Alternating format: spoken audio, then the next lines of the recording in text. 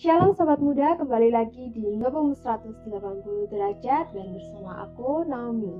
Hari ini kita akan bahas tentang take heart atau kuatkan hatimu. Dan kita akan baca di satu ayat Yohanes 16 ayat 33. Semuanya itu kukatakan kepadamu supaya kamu beroleh damai sejahtera dalam aku. Dalam dunia kamu menderita penganiayaan, tetapi kuatkanlah hatimu, sebab aku telah mengalahkan dunia. Di ayat ini Tuhan Yesus mengatakan bahwa ketika kita masih hidup di dalam dunia, kita akan mengalami penderitaan dan penganiayaan. Mungkin teman-teman sudah mengalami itu, entah di masa yang lalu, sekarang ataupun ke depannya. Pasti semua orang akan mengalami penderitaan. Dan kadang-kadang penderitaan nggak cuma datang sekali aja, tapi berkali-kali datang. Kadang udah selesai, ada yang baru lagi, pencobaan yang baru lagi. Tapi Tuhan nggak berhenti sampai situ. Tuhan Yesus bilang, kuatkanlah hatimu sebab aku telah mengalahkan dunia. Tuhan Yesus sendirilah yang telah mengalahkan dunia. God has overcome the world. Setiap kekecewaan, sakit, penyakit, masa lalu, dendam, kemarahan, semua telah dikalahkan oleh Tuhan Yesus sendiri. So, gak ada lagi hal yang bisa buat kita takut atau khawatir, karena semua yang ada di dunia ini sudah dalam kendali Tuhan Yesus sendiri ketika Dia mengalahkan dunia di atas kayu salib. Mungkin saat itu murid-murid Yesus merasa aman ketika mereka berada di lingkungan bersama Tuhan Yesus. Mereka merasa secure, mereka dilindungi walaupun mereka harus mengalami banyak penganiayaan, penderitaan, tapi mereka merasa aman sebab ada Tuhan Yesus di sana. Karena itu ketika Tuhan Yesus akan naik ke surga, murid-muridnya sedikit merasa takut dan Tuhan Yesus mengetahui itu. Oleh karena itu Tuhan Yesus bilang bahwa Dia datang dari Bapa ke dalam dunia dan Dia akan meninggalkan dunia untuk kembali ke Bapa. Tapi Dia juga memberikan Roh Kudus untuk murid-muridnya, bahkan untuk kita semua. Oleh sebab itu kita nggak usah panik atau takut ketika kita harus mengalami pencobaan di dalam dunia tanpa ada ragawi Tuhan Yesus di samping kita. Tapi kita masih punya Roh Kudus yang disediakan oleh Tuhan. Sebab Roh Kudus dan Tuhan Yesus adalah satu pribadi yang sama. Ketika Tuhan Yesus telah mengalahkan dunia, begitu pula dengan Roh Kudus. Karena Roh Kudus juga memiliki kuasa yang sama seperti Tuhan Yesus.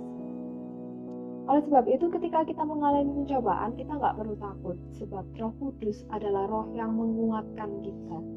Kita sebagai murid Yesus, pengikut Kristus, kita wajib untuk ikut memikul salib. Sebab itu Tuhan sudah bilang bahwa di dunia ini kamu akan dibenci oleh karena aku, akan dibenci oleh karena Kristus. Tapi itu karena kamu bukan dari dunia ini, sebab kamu adalah milik Kristus. Ya, memang kita akan mengalami banyak hal yang gak enak ketika kita memutuskan untuk memikul salib bersama Tuhan Yesus. Tapi ada satu lagu yang cukup memberkati saya, yaitu satu lagu Mengikut Yesus dari GMS. Ada satu lirik yang cukup menguatkan di bagian mengiring Yesus, itulah kekuatan hatiku. Kenapa mengiring Yesus itu merupakan kekuatan?